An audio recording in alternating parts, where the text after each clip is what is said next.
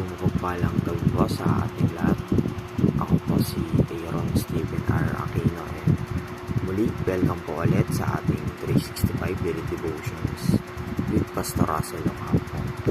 So ngayong araw po is ipapatuloy natin ang ating weekly series na patungkol sa Understanding the Church. So dito is pag-uusapan natin yung kahalagaan ng church and ano nga ba yung meaning nito sa atin, kasi alam naman natin na most of us or yung ibang mga tao, ang pagkakaintindi sa church ay isang establishment or building or bahay-sambahan na kung saan tipon-tipon yung mga tao. So hindi po ganun yung totoong definition ng church.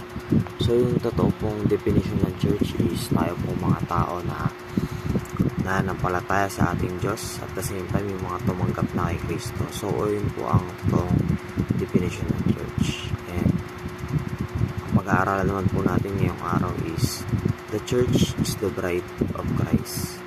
And sabi po dito sa Revelation chapter 21 verse 2, I saw the holy city, the new Jerusalem, coming down out of heaven from God, prepared as a bride, beautifully dressed for her husband.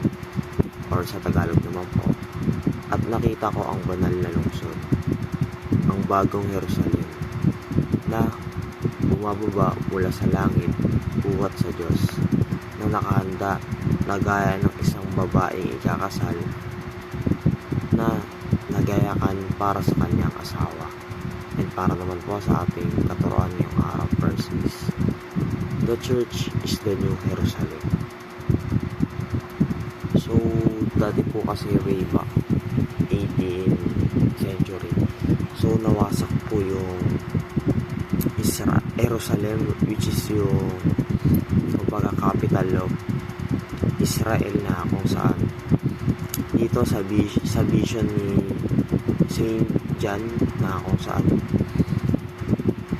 nagkaroon ng kalinawan sa kanyang sarili, na nakita niya na yung church daw pala is ayun yung New Jerusalem, na kung saan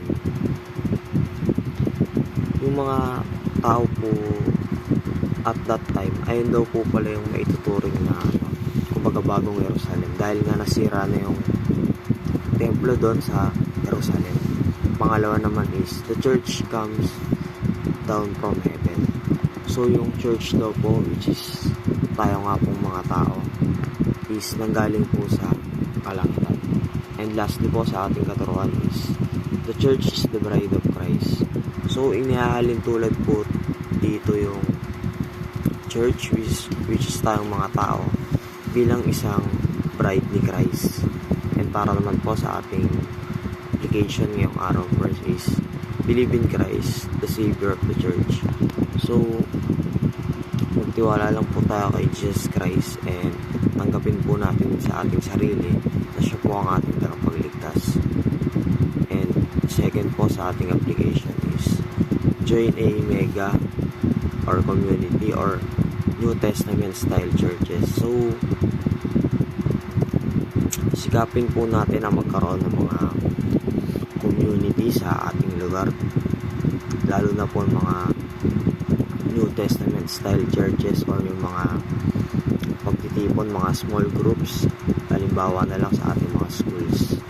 And lastly po sa ating application is pursue a life of holiness and faithfulness.